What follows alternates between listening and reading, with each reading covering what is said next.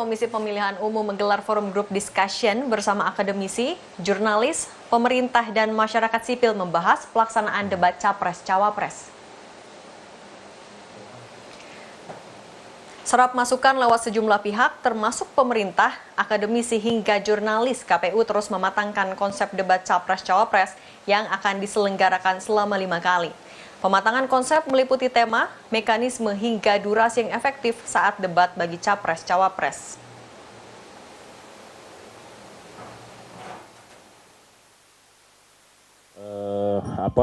Sejumlah orang yang kita anggap paham dan tahu tentang mekanisme debat Capres-Cawapres.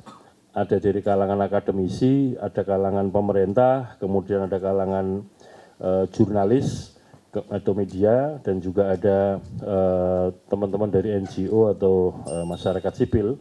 Ini ada dua hal yang dibahas. Di dalam Undang-Undang Pemilu itu sudah ditentukan topik-topik besar yang menjadi bahan untuk kampanye metode debat. Metode debatnya seperti apa?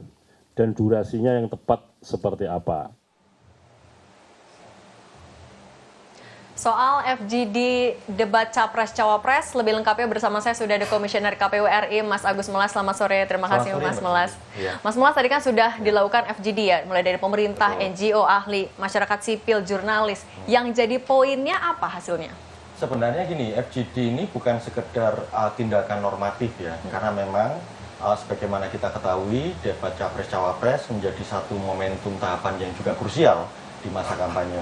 Karena kebutuhannya kan yang paling utama, masyarakat pemilih, terutama 204 juta pemilih itu harus mengetahui profil dari setiap pasangan calon, termasuk juga visi misi dan program yang akan disampaikan kepada publik.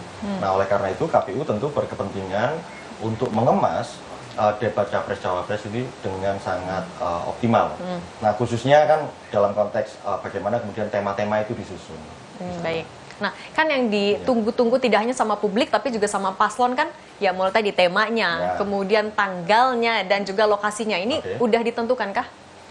Sementara ini kalau KPU sudah punya tanggal-tanggal yang definitif, yang saat ini juga pada saat yang sama dengan dialog ini sedang berlangsung di Aula KPU, pertemuan antara KPU dengan LO pasangan calon presiden wakil presiden untuk membicarakan tema, kemudian lokasi, dan juga tanggal-tanggal. Nah, yang jelas sampai saat ini, kalau khusus untuk pelaksanaan debatnya, yang jelas 2 kali akan dilaksanakan di bulan Desember ini, mulai pertengahan dan juga nanti minggu ketiga.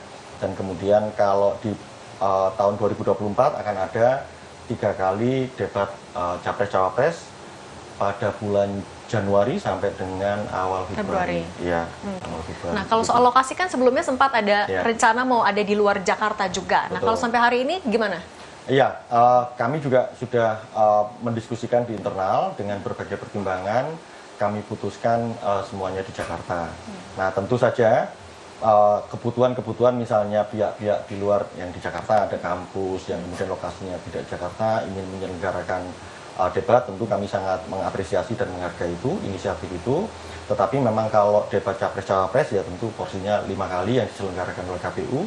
Tetapi kita sadar betul yang namanya debat 5 kali itu, debat Capres-Cawapres mungkin bisa saja tidak semua isu yang misalnya antara perbedaan persepsi ya bahwa ini dianggap penting, dianggap urgent segala macam, mungkin tidak terakomodasi. Tetapi ruang itu saya kira bisa dilaksanakan di tempat lain, memang tidak dalam konteks debat Capres-Cawapres bagaimana yang jadi tanggung jawabnya KPU. Oke, kan debat Capres-Cawapres ini jadi momen paslon untuk mengkampanyekan visi misi, tapi juga sekaligus jadi momen pemilih bisa ngelihat mana yang cocok sama mereka. Nah, gimana caranya KPU bisa mengemas debat, kan tiap debat 150 menit ya, dipotong. Ya, totalnya 150 menit. Dipotong iklan 120 menit. Nah, dalam 120 menit gimana biar publik itu bisa nangkep dengan detail gitu, konkret.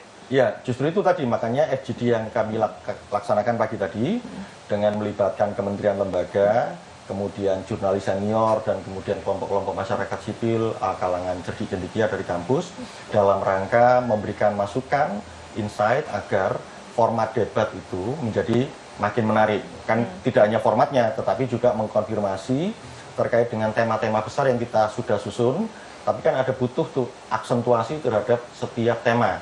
Jadi misalnya kalau bicara masalah isu lingkungan hidup kan bisa sangat umum, tapi misalnya yang sangat jadi concern kita sekarang apa nih? Misalnya apakah di isu pemanasan globalnya atau yang mana gitu. Nah, termasuk dalam konteks perekonomian itu kan bisa berbeda-beda. Tetapi juga sekaligus mendapatkan masukan dari kelompok-kelompok masyarakat sipil, ada isu-isu yang misalnya saat ini mainstream, tapi ada juga yang isu yang berada di pinggiran, tapi itu juga tidak kalah pentingnya. Nah, ini masukan-masukan dari FGD itu yang kemudian kami rumuskan, termasuk nanti kami akan bahas di pimpinan dan kita akan undang para panelis untuk merumuskannya dalam bentuk pertanyaan-pertanyaan yang sangat relevan.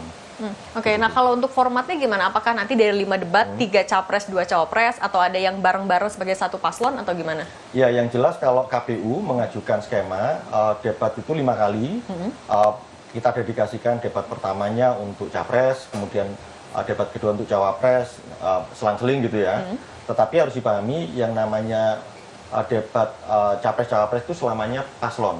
Jadi berdua mereka datang. Hanya saja misalnya formatnya kalau debatnya untuk yang perdana misalnya untuk capres, didedikasikan untuk capres, maka bisa aja dibagi proporsinya. Misalnya 70% bobot itu akan ada di capres, kemudian cawapresnya membackup. Itu sebagai satu format yang kita juga ajukan.